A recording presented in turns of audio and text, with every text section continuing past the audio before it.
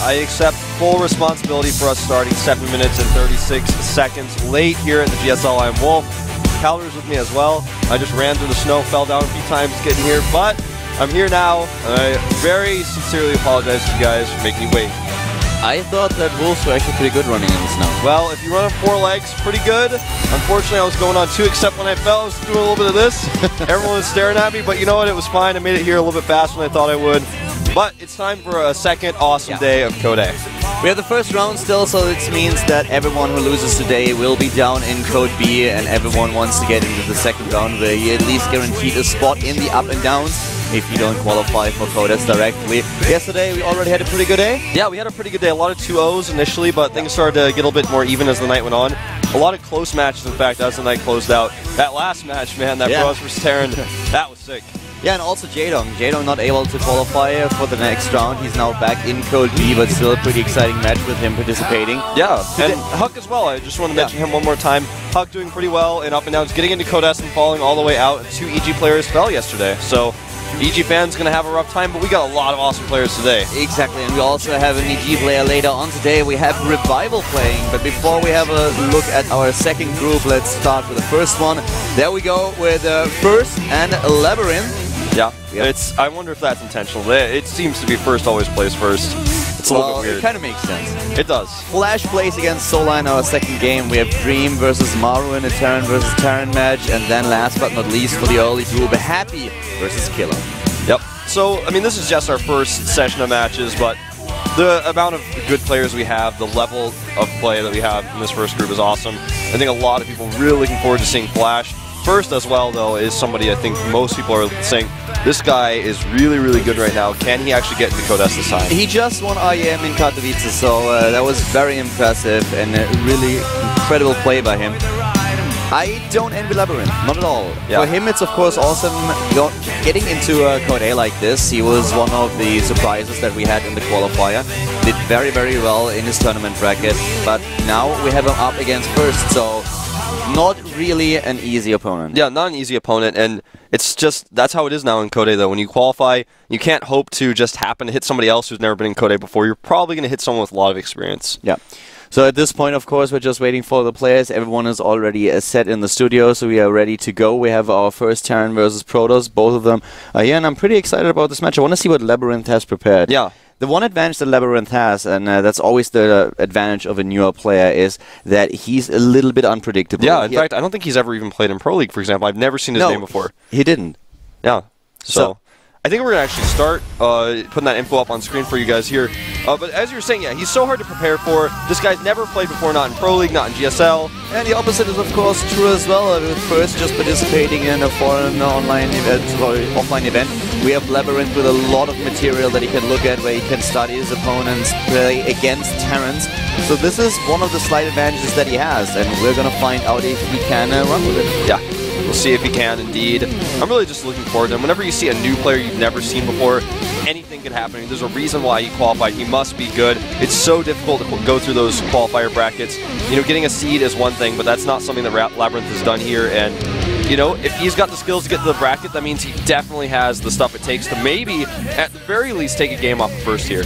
Yeah, he actually played in the International E-Culture Festival in 2012 and he did decent. He didn't win all of his games. He lost matches to Sase, he lost matches to Top, but still, we saw, okay, there is some potential there, and he proved it in the qualifier.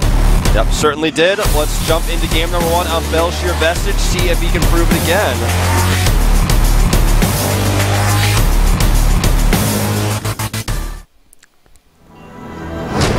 We have our Protoss starting to the top left, starting for LGIM. We have LGIM First. With a big offline tournament win in his pocket now that he was able to win at IEM against Dream, by the way. We have him now against another Terran opponent. The last match that he played against Terran, he lost to Yoda without taking a single map. That was in the IGN Pro League season. But now we have him against a rather unknown Terran. To the bottom right of Belshir Vestige, we have SK Telecom T1 LabyRinth. Otherwise known as LabyRinth. There's a shot of him. Face looks really familiar to me, actually. He's got that stick your tongue out, won't play look. First, on the other hand, goes Gateway on this map. Not going to go Nexus first. This is pretty rare to see Nexus first on this map anyway, since it's 2-player. Look at that, LabyRinth takes a gas. Yeah, LabyRinth takes a gas. He wants to be the one who sets the pace of the game, who initiates the first attack. But what we have now is, you know, when I looked up his statistics, the one thing that really just come out, he won against Whale with the 2-0 in the qualifier, and Whale is a player that we have seen in WCG 2011. We have seen him in the GSTL, and he has performed quite well. The game against Jakji on, I think it was Atlantis Spaceship, was one of the things that I still clearly remember, and we had him in a couple of different matches against Terran where he kind of excelled. But LabyRinth had no problem at all defeating him, and then later on he was able to win against Sparta, also quite an accomplishment. Yeah, that guy is pretty well known. Yeah, and in the final he took down Bisu. So I'm actually really excited to see his play here. First, definitely the favorite in this encounter, but still, if LabyRinth has an ace up his sleeve, he might be able to take not only a map, but maybe the best of 3. Yeah, that's definitely true. Don't ever estimate a new player. There's so much potential there. A new player is even scarier sometimes than an old player, as we discussed earlier, since you don't know what he's going to do. First, tried to get some scouting information, is denied. The depot blocks him out, so he doesn't know if there's a gas in there or not, if there's a command center hiding. He's going to go and try to verify right now, in fact, and he does actually see no command center on the low ground, so he was able to get in and see that. That's really important for him to know. Yeah. With this information now, he can safely assume that there might be some kind of aggression going on, and the thing is, of course, that this aggression with the Medivac and with the Marines and Hellions is just so popular these days.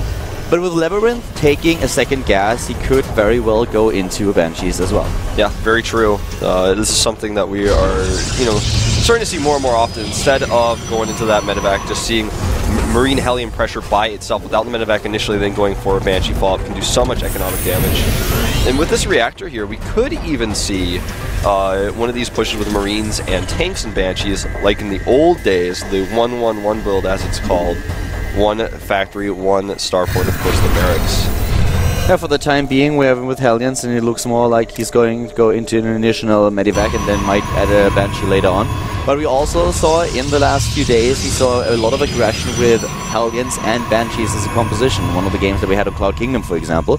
So a lot of opportunities and possibilities of what we could see here. LabyRinth definitely will show us some aggression, but what kind he's going for, that's something that has to be decided as soon as the starport is done. Will we see the tech lab? Looks more like the Medivac, and there it is. Yeah, there's the Medivac, so he's going very Marine heavy with this, not using the reactor for his Hellions.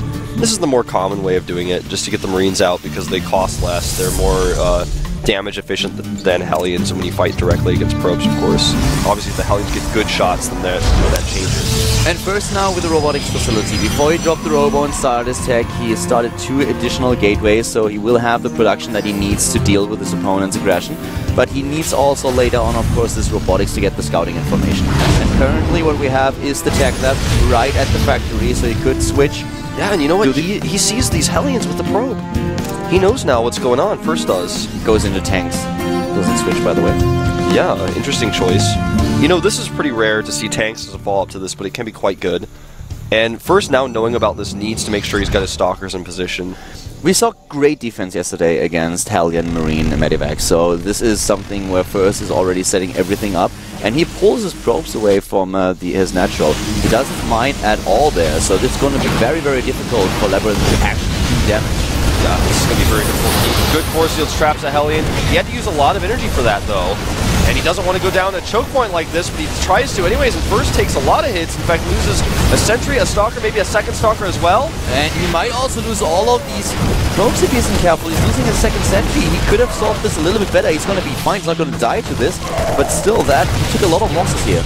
Yeah, he did. And the Marines all do fall, but First has an expansion. He also has this forward pylon. You know, sometimes when players defend this with no damage done to them, they go for an immediate counterattack. I really like that First has that pylon at natural, because not only does it let him know if his opponent's making a command center, but if he had crushed that attack, he would have had the counterattack potential a little bit faster. I really like that choice by him. As it turns out, though, I mean, he's not gonna be facing a command center. Yeah, he's not gonna face a command center. I'm still a little bit baffled that he attacked on the choke point in the meta he did, because he showed great micro at IEM, and he knew what was coming, and he set everything already up before, so it was in a very good position here to make sure that he didn't suffer too many losses. And then, for some reason, he mismicroed a little bit, and suddenly he lost so much. Yeah, the sentry's gone, a lot of probes died, 5 in total, lost Stalkers. So LabyRinth with a very, very... Yeah, an attack that went a lot better than it should have. Yeah, it certainly did, and now he's got this really, really good attack force. He's going to kill these rocks, which will make his reinforcements come a little bit faster, but killing these rocks may give First the time he needs to actually get enough Immortals out to hold this. He needs a lot of Immortals and a decent ratio of units overall. Yeah, exactly. The ratio that you're talking about, the one thing that he really needs is a sufficient amount of Stalkers, of anti-air, because we already have 2 Banshees. A 3rd Banshee is now coming in, so if he suddenly doesn't have enough Stalkers to deal with this, and the Banshees go in, snipe those sentries, and then target down the Stalkers as well, then he will be in a lot of trouble. This is one of the most difficult things if you're facing a 1-1-1, to determine how many Stalkers you need, what the exact ratio is, and there we go, pulling the SCVs as well. LabyRinth is going for it. Yeah, he really is, and there's no way the Stalkers can even try to slow this down. I mean, he tries, but he's going to lose too much if he tries to commit. I like this choice to pick off the SCVs. Now he needs to pull back, though, and not fight those Marines. That was not a good trade for First. He can't afford to lose too many Stalkers now. And LabyRinth is already doing it. He's already starting to focus them down. And here we go again. The 3rd Banshee is joining the fun. And if he just focuses down the anti-air, I feel he's going to be in so much trouble. Look at those Banshees. He doesn't even target them. And now the Stalkers, they are gone. This is really well done by LabyRinth. Takes out the Stalkers, as you said. No more anti-air. The probes start to fall here to the Marines. The Banshees can do whatever they want now. And this game is over. First has nothing left. Yeah, First does not have the units that he needs, and he doesn't have the ratio. His probes are gone. He's now, well, not all of them, but he's at 24 to 15. And here comes LabyRinth now pushing his way up the ramp already. He's focusing down the Stalkers, making sure that those Banshees are getting a maximum amount of damage. And that's just nothing that First can do anymore. Yeah, nothing at all. Even the Marines were being healed by the medevac during that attack. The medevac's now gone, but he's going to lose way too much. I mean, look at the spike. 49 to 25. The last of the Stalkers fall. The probes are going to die as well. Maybe he gets the siege tank, but it starts to look even less likely. And here it is. GG. First losing the first game to LabyRinth. The Terran player claiming victory on Belcher Vestige. Well executed first push, and from that point on, it was, yeah, LabyRinth's game to lose. Yeah, exactly. And LabyRinth just using an older build, really catching First off guard there.